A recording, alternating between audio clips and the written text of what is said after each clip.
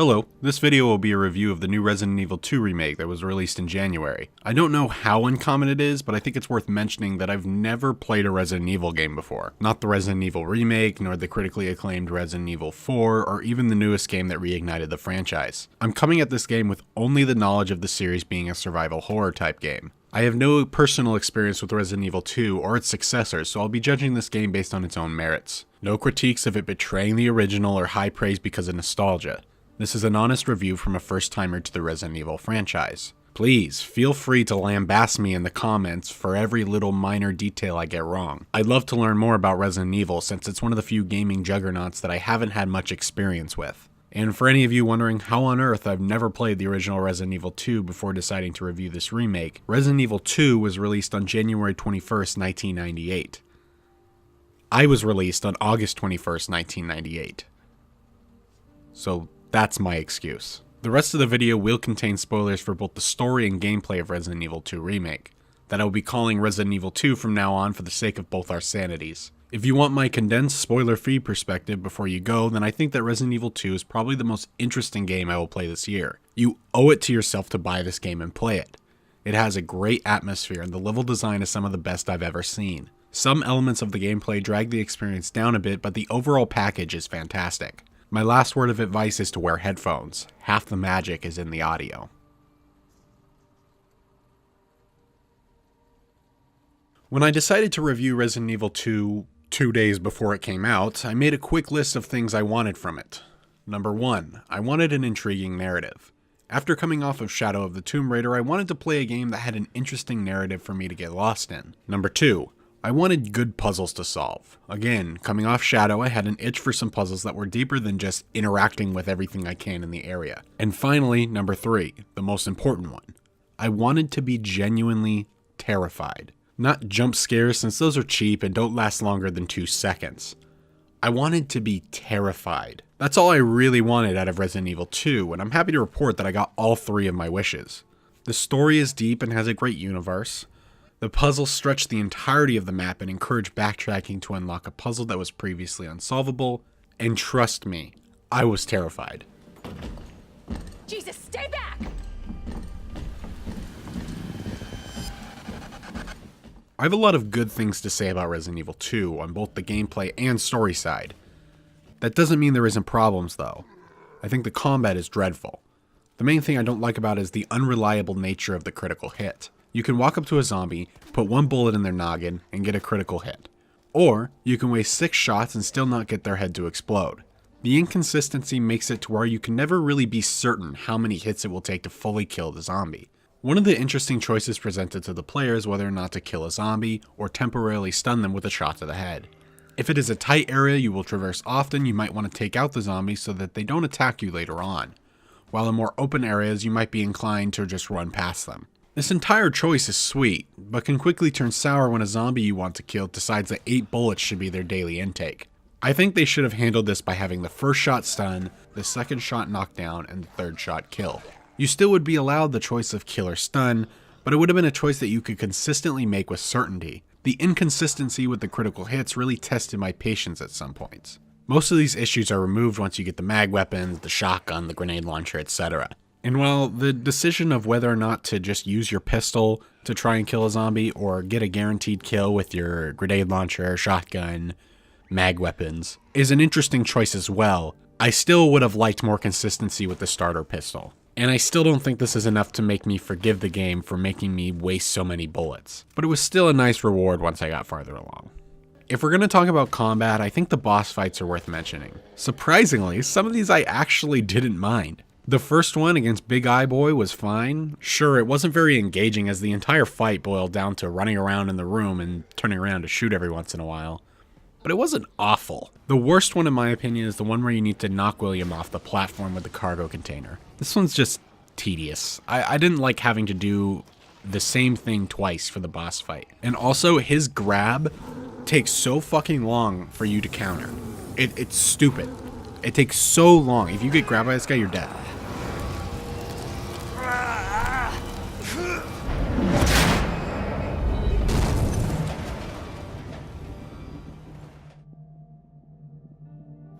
I think the best boss fight in the game is probably Claire's chain gun fight, because come on, dude.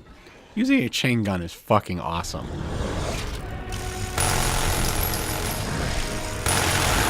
On the other hand though, Leon's last fight with the Tyrant really kinda sucks, since you only have to shoot him with the rocket launcher once. It just kinda ended, and at the end I was like, was that it? Really?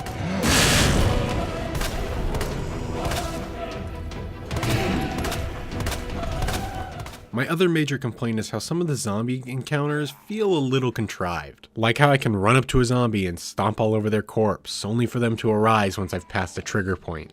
It got to the point where I was playing a game with myself about whether or not the zombie would get up once I completed a task. This also happened when I would continually go through an area, only for a zombie that had been laying on the ground for the first 5 times I traversed that room, suddenly deciding to stand up once I was returning with the proper item. These moments kind of really pulled me out of the experience, especially since a lot of the time they were placed on the edge of a doorway and would attack you as soon as you walked into the room.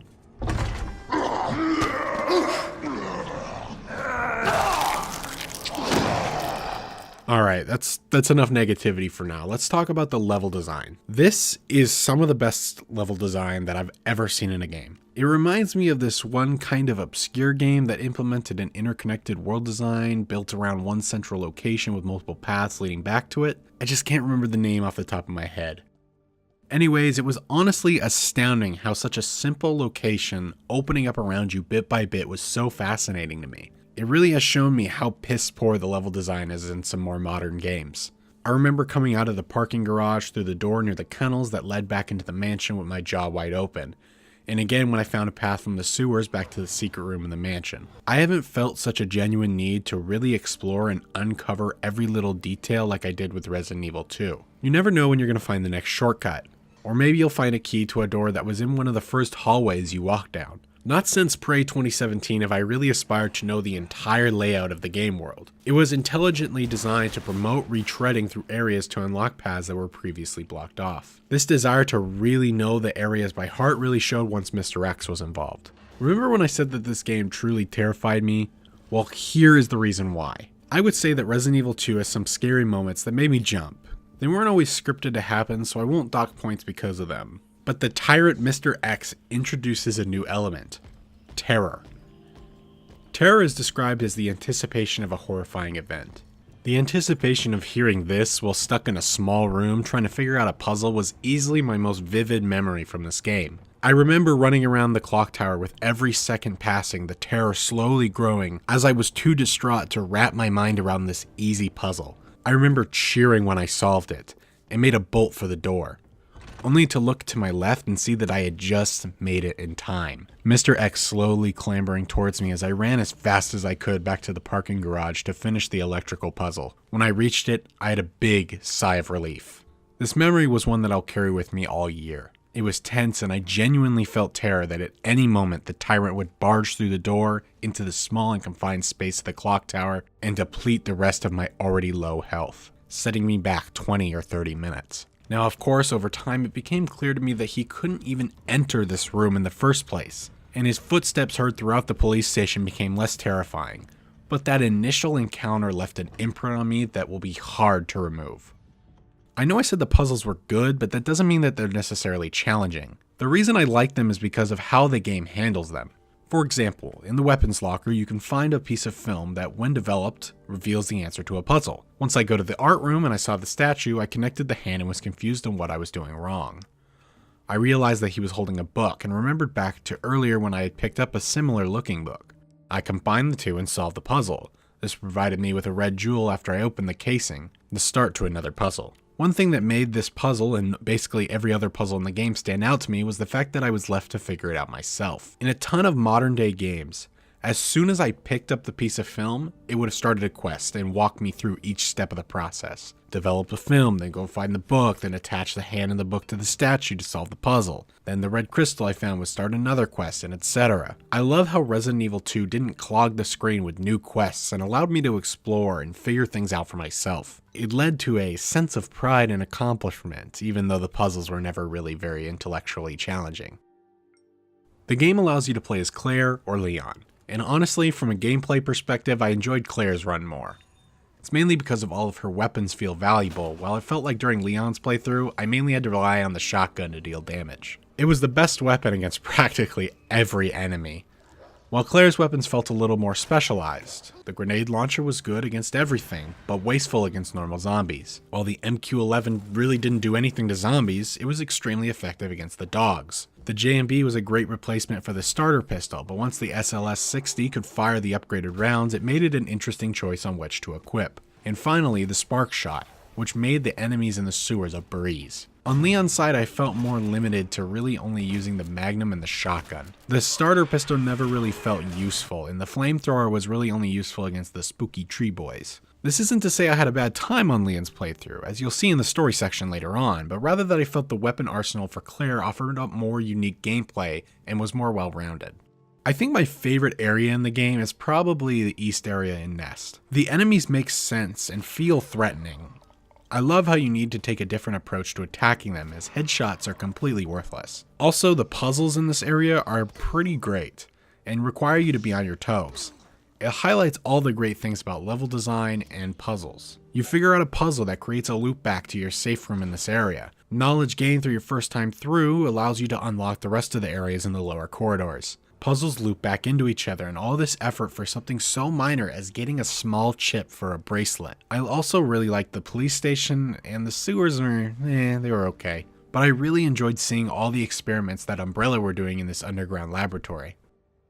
If you thought I had a lot of good things to say about the gameplay, you're in for another barrage of positivity when I talk about the presentation. This game is downright gorgeous, with some of the best graphics I've ever seen. The use of color is something I adore too, using subtle changes in color to signify the safety of an area. If my time in film school taught me anything, it was how much color can affect the way a scene is presented. Here, the warmer colored areas like the lobby and safe rooms are all nice and somewhat inviting, while the rest of the game has a blue tint to it. It really does provide a clear image of what the tone of the area is. Also, the lighting on display is fantastic and really lends itself to the atmosphere. The game's audio design is also incredible. Like I said earlier, this game demands you play it with headphones. The blood-curdling screams of zombies and the ever-present stomping of the tyrant are enhanced immensely by them being easily heard and having an idea of where they are spatially. I also want to extend a thank you to Capcom from the entirety of the PC gaming community. This game is honestly perfectly optimized, and I never had a single hitch in my playthroughs. Even on my second PC that I have hooked up to my TV, I had an incredible experience. I had a couple frame rate drops there on that one since it's still running an FX 8350, but still, the fact that I was able to get the game running at 1080p medium settings at 60 FPS was incredible. It's rare to get a game that looks and runs this well on release day. I know myself and anyone else who decided to pick this game up on PC really appreciate it. It shows that you really cared about providing a fantastic experience for all to enjoy. And I think the best looking area is easily the police station. The way it perfectly blends a realistic police station with the unique style of a museum. I enjoyed seeing how certain rooms were used in the museum and how they were transformed for the police force. It was a consistently interesting location to explore and look at. Let's move on to the story. It's split into two paths, Claire and Leon. Of the two of these, I really liked Leon's story more because of how it better fleshes out the universe, while Claire's focuses more on the here and now. They have similar structures but vary in the characters and some of the situations they take place in. The main difference comes from the characters the two interact with. Claire helps out little Sherry, while Leon deals with the supposed FBI agent Ada Wong. I think the main reason I liked Leon's campaign more is because of Ada and how her motives are really unclear. Is she an ally or a foe? Is this kiss genuine or a facade to get what she wants? Does she not kill Leon because she cares about him, or because he holds the G-Virus in his hands and might drop it if he dies? These are all questions that are never answered. Usually I would demand answers to questions, which you'll see very soon, but here they benefit the story by making Ada this mysterious character who you never truly understand. The only question I do want to answer about her is how in the hell did she survive this fall? I don't care who you are, no matter what you land on, you do not survive this height of a fall. I would like to see how this happens. Seriously. This is just a little too goofy in a story that takes itself seriously and has really tried to ground the world of Resident Evil. Claire's adventures with Sherry were just overall less interesting to me. I bought the characters, but I never really cared about Sherry. Getting me to care about a character, especially a kid, in a video game is extremely difficult, and it's only ever happened twice. Ironically, both of them were also zombie games. Claire's story still got some decent insight into the Umbrella Corporation and how they operate, but it was better in Leon's campaign since it was the focus. I didn't mention either of their gameplay sections above because honestly, Ada's didn't change much for me, and Sherry's was pretty bad. They just didn't offer up anything past their involvement in the story for me. The only thing I don't get about the universe is how the T-virus is spread. It's not through bites, since you can get bitten all the time. I guess since they're damage that is the fault of the player, they can be seen as non-canon attacks, but in other zombie games, just getting bit is enough to cause a game over. It's not a huge deal, per se, but I just really don't understand how this outbreak even happened. Alright, let's talk about value. A playthrough of Resident Evil 2 will last you around 15 or so hours. That's a Leon or Claire playthrough and the opposite second run. Once you have completed those, you've basically completed the majority of the game's content and have seen all of the story. The differences between a character's first and second run are pretty minor and fall into a similar formula, especially in the later stages of the game. That's not to say that the game isn't worth replaying. I still enjoyed my second full playthrough of the game, even though I was able to rush through the puzzles in no time because I already knew the answers. I'd say to wait to do another playthrough for a couple months when you've forgotten a lot of the answers. You'd probably find more to appreciate then. There's also 2 more speedrun-like modes called Fourth Survivor and Tofu. These are not really my thing, I'm not a speedrun guy. I'm pretty slow at games most of the times. But if you like these game modes, then hey, they're great additions. Honestly, the package of Resident Evil 2 is a fantastic deal. You get a nice length for a campaign, one that allows for replayability. Also, Capcom is going to release free DLC for the game. I don't know if you heard me right. Free DLC in 2019. It's honestly awesome to see Capcom have such faith in their product to sell that they are willing to support the game this heavily. I loved my time with Resident Evil 2 and has inspired me to go back and play Resident Evil HD, Resident Evil 4, and Resident Evil 7. The game has really drawn me into the universe and I can't wait to further explore it. Capcom have said they are gauging whether or not the fans want a Resident Evil 3 remake, and they've got my approval for sure. I look forward to what this franchise does next. Thank you for watching my review of Resident Evil 2. If you're an old timer to the franchise, please leave in the comments which game you'd like me to play next. I have a lot of games to get through this year, but Resident Evil has definitely creeped its way into my Steam wishlist. I decided to do this review on a whim. I already have my next video Metro Replay done, but I'm waiting for February 15th to release it to coincide with the release date of Metro Exodus. I was bored and restless without a project to work on, so I decided this would be a fun one to do. Anyway, I have my next couple of videos planned out. Metro Replay on the 15th, then Metro Exodus review as soon as I can. Then maybe a review of Sekiro or Days Gone, I haven't really decided yet, and then a review of Rage 2. I'm also working on a big project right now that I predict will be around 2 hours long. It's the video I've wanted to make ever since I took this new direction with my channel. That should be done around August, but we'll see. I take time to work on it when I can, but upcoming videos will always take priority. Alright, anyway, that's all from me. I hope to see you on the 15th for my next video, Metro Replay.